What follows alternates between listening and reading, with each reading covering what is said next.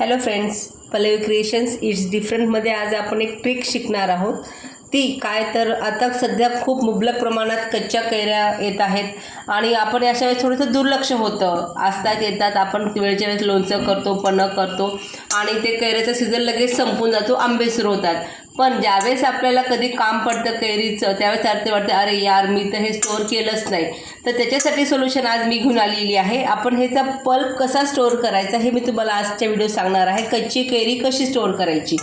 तर त्यासाठी मी अशा कैऱ्या होत्या माझ्याकडे, छान अशा गावरान आंबा होता, हा आंबट असतो थोडासा जास्त. तर या कैऱ्या मी धुवून घेतल्या स्वच्छ आणि कुकरमध्ये फक्त 2 शिट्ट्या काढून घेतल्या आणि वाफ तशीच दबू दिली आणि गॅस छान बंद केला.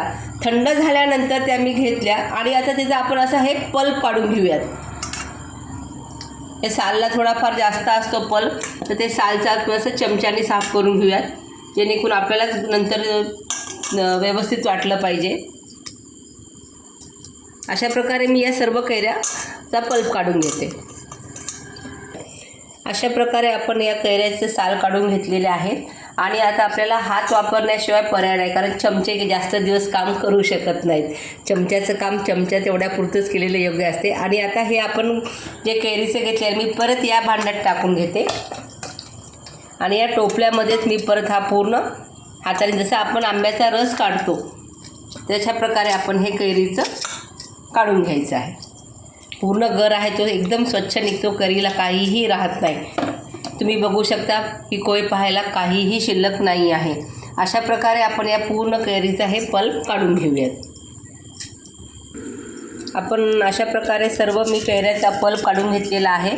आणि आता पल्प काढल्यानंतर करायचं काय, कारण तुम्ही पल्प काढून घ्याल पण नंतर विचार येईल की अरे ह्याचं काय करायचं आहे. कारण हा एवढा माझा पल्प झालेला आहे. जवळपास हे 1 किलो आंबे होते, छोटे छोटे होते साईजला, पण 1 किलो आंबे होते. आता ह्यानंतर काय करायचं माहिती आहे का, हा पल्प आपण एका मिक्सरच्या भांड्यामध्ये छान टाकून देऊयात. आपण हा पल्प पूर्ण मिक्सरच्या भांड्यामध्ये टाकूयात आणि छान ह्याला मी आता बारीक एकजीव करून घेते. मिक्सर एक 5 मिनटं मी चालवून घेते.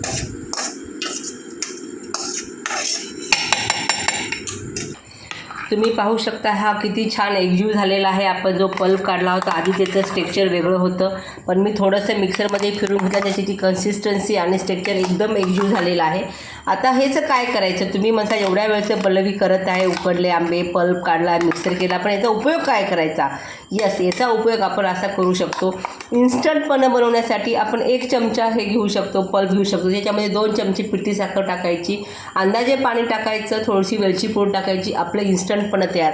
त्याचबरोबर तुम्ही हा पल्प की आंबट वरण जे आपण करतो, कैरीचं वरण, त्याच्यासाठी यूज करू शकता. त्याचबरोबर तुम्हाला जर इन्स्टंट पितांबरी पाहिजे असेल, आपण पितांबरी देवासाठी वापरत नाहीत सहसा, तर तुम्ही हा पल्प की याच्यामध्ये शेंदी मीठ मिक्स करून किंवा हा नुसता पल्प आपण देवाचे भांडे घासण्यासाठी, देव साफ करण्यासाठी पण उपयोगात आणू शकतो. आणि त्याचप्रमाणे तुम्हाला जर की नेहमीसाठी जाता, आपण हा पल्प जो आहे तो 5 ते 6 महिने फ्रीजमध्ये आपण छान प्रकारे स्टोअर करू शकतो. आणि तुम्ही आंबे संपल्यानंतर, सीझन संपल्यानंतर पण आपल्याला ज्यावेळेस काही चटपटीत खायचं असले की आपण गूळ घालून चटणी बनवू शकतो. खूप साऱ्या प्रकारचे आपण यूज करू शकतो. फक्त आपल्याला काय करावं लागेल, थोडीशी सध्या सीझन असताना आपल्याला मेहनत घ्यावी लागेल आणि अशा प्रकारे पल्प तयार करावं लागेल. आणि यामध्ये अजून एक, तुम्हाला जर हे फक्त नमकीन म्हणजे तुम्हाला फक्त वरणासाठी किंवा उपासाच्या चटणीसाठी पाहिजे असेल तर तुम्ही याच्यामध्ये आत्ता शेंदी मीठ मिक्स करून ठेवू शकता. बट तुम्हाला जर हा पल्प मल्टीपर्पज पाहिजे असेल तर तुम्ही नुसता ठेवा, कारण कधी पन्हं बनवायचं असेल तर मिठाचा तुम्ही यूज करू शकणार नाही. मग त्यासाठी तुम्ही साखर मिक्स करून याला थोडंसं गरम करून इन्स्टंट पन्हं पण बनवू शकता. मी तर सध्या नुसता स्टोअर करणार आहे, ज्यावेळेस जशी गरज असेल मी तो यूज करणार आहे. तर मी हे रिस्टोअर करण्यासाठी एका काचेच्या बरणीमध्ये हे ट्रान्सफर करून घेते.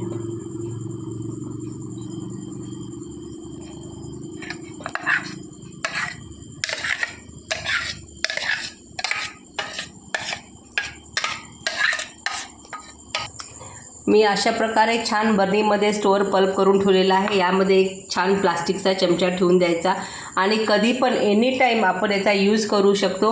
आणि खूप सोपं पण आहे आणि आपल्याला नेहमीसाठी कामी पडणारी ट्रिप आहे ही, की कच्च्या कैरीचा पल्प काढून ठेवायचा, छान स्टोअर करायचा. आणि अजून एक महत्त्वाचं, सध्या उन्हाळ्याची तीव्रता खूप वाढलेली आहे. यामध्ये तुम्ही 1 चमचा हे पल्प घेतला, 2 चमचे पिठी साखर, ग्लासभर पाणी, थोडंसं भाजलेल्या जिऱ्याची पूड टाकली तर इन्स्टंट पणं तयार होते. आपण गाठी टाकू शकतो त्याच्याऐवजी. आपल्याकडे पिठी साखरच्या ऐवजी बेस्ट ऑप्शन आहे गाठी. आपण जे गुढीला घालतो, गाठी गुढी होळीसाठी वापरतो गाठी, ते गाठीसुद्धा टाकून आपण सुंदर असं याचं पणं इन्स्टंट बनवू शकतो. आणि तुम्हाला ही आजची टिप कशी वाटली तुम्ही नक्की मला कमेंट करा. आणि पल्लवी क्रिएशन्सला लाईक, शेअर आणि सबस्क्राईब नक्की करा. तोपर्यंत हॅपी उन्हाळा. काळजी घ्या. धन्यवाद.